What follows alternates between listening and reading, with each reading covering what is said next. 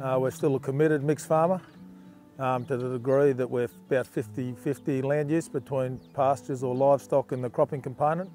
With regards to the seed stock operations, which is our main part of the deal, and that's probably where I spend 90% of my time, certainly 90% of my thinking time. We get contractors in to do the cropping part because they're specialists in that, and we specialise in the sheep breeding part of the deal.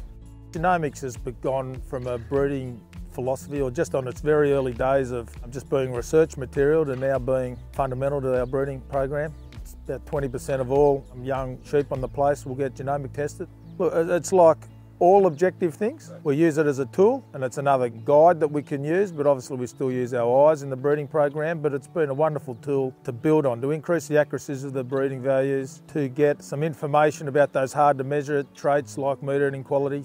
So I did a Nuffield scholarship 8 years ago, and that's probably really what's sent me in the direction of really trying to breed a dual purpose maternal type of a sheep with serious attributes with regards to growth and maternal and meat attributes. So 4 years ago, I guess I was started on a journey to really put those traits into our breeding objectives. I guess now we're seeing the result of that breeding program actually express itself. So there's been a marked change in the type of sheep that we're breeding. So it was just fortunate at that time that some pretty handy research was coming through with regards to building those maternal traits of more fat, more muscle and more growth into that ewe. So it's really just breeding that ewe a bigger fuel tank, a bigger capacity, a bigger reserve, so that she can grow that wool and raise those lambs well. We introduced 6-month shearing because there was a lot of scientific evidence to say that there's a lot of maternal attributes associated with plain bodiness, getting rid of wrinkle and horn. And there is a correlation between that wrinkle and wool cut. That's just creating surface area for it to cut wool off. So if we wanted to make this maternal merino viable and not lose wool cut, then we decided staple length would be the option as opposed to staple thickness. And then we found we're getting to staple lengths of 120 and 130 mils, which was being penalised in the marketplace. It was really nearly being treated as if it was overgrown. And there was a bit of a discount there. I think as a financial deal, you wouldn't necessarily do it. We found overall we cut about 8 to 10% more wool. That's just simply based on that off-shears shearing kick. We find that pretty much is cancelled out by the cost of the extra shearing.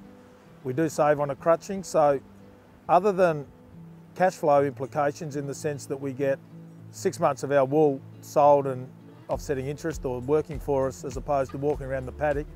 The actual benefit of the extra wool cut and the saving on the crutching is sort of cancelled out by the cost of the shearing. So why would you do it? It's once again this maternal behaviour.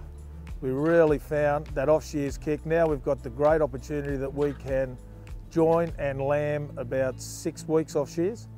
And that is when sheep are just absolutely doing their best. It's one of the greatest management things between that and wedge-tail wheat. Introduction of those two management things have probably transformed what we do more than anything. So the introduction of dual-purpose wheats, just amazing. To be able to put that into your system in the middle of the winter when you've got a feed gap. We're still an autumn lammer, so we have got really peak demand in that winter period, and to be able to put your ewes and lambs, give your pastures a spell, do some spraying or any renovating that you need to do on those pastures during that period, have them really set up for the spring when you have to get off your wedge-tail weeds. It's just been huge. So well, look, we can really have increased our DSEs that we can run on the same number of hectares simply because we've got that dual purpose weed option, and we've really improved the capital outlay in our shearing shed situation. We can really have good wool preparation. We've got a top best money could buy, a raised board shearing setup. We were talking about a watering system just because of carting water in the droughts because I can't destock because I've got seed stock studs I just can't replace. We've put that in place, so we've got troughs through the farm and things, so if we do have to cart water, we just have to cart it to one centralised place. Well, I've built a significantly bigger dam that's going to hopefully drought-proof the place, so my capital spend has still been a lot about that labour issue. We've done a lot of fencing, we've got a lot of laneway systems, so we've done a lot of things that make us a lot more efficient. I often get asked the question, what is the value? And I did an economics degree, so I'm always interested about the benefit cost of things and what actually is the gain. And one problem that I've identified is in the last 4 to 8 years, I've changed so many things at once. I've done lifetime ewe, I'm a much better manager. We merely manage condition score. I've changed the whole genetic makeup of these animals.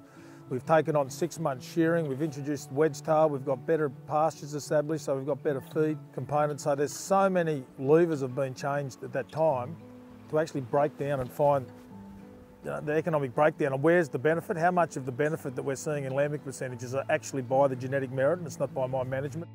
The industry that I live in, they are not early adapters, so one of the big challenges that I've got, I have developed something which is an alternative. People can make a choice. There's a stark different approach than what's traditionally been the case, particularly in the merinos. So there's a huge challenge, and could keep me occupied for 10 lifetimes, I think.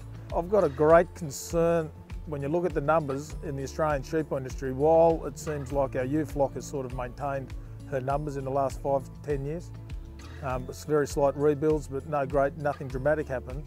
The actual change of the dynamics of that flock, the merino is just losing market share like you wouldn't believe to the maternal composites and different options and things. There's a lot of different marketers with good products telling them that they've got a real option there, and it frustrates me that particularly a lot of fine wool merino growers are just saying enough's enough and I'm going to make this huge U-turn after 4 or 5 generations, when they're just not aware that there is an alternative, which is to redesign their merino and try to make her into that better dual purpose maternal type of animal